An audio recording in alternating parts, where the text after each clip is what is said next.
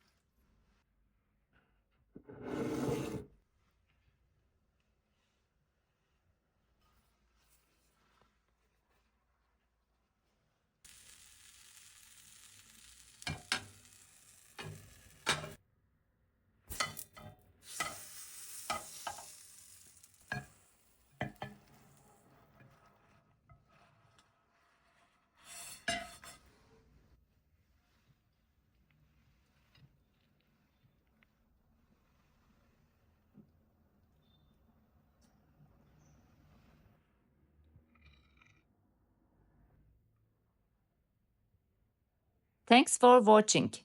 Don't forget to subscribe for more. Enjoy your meal.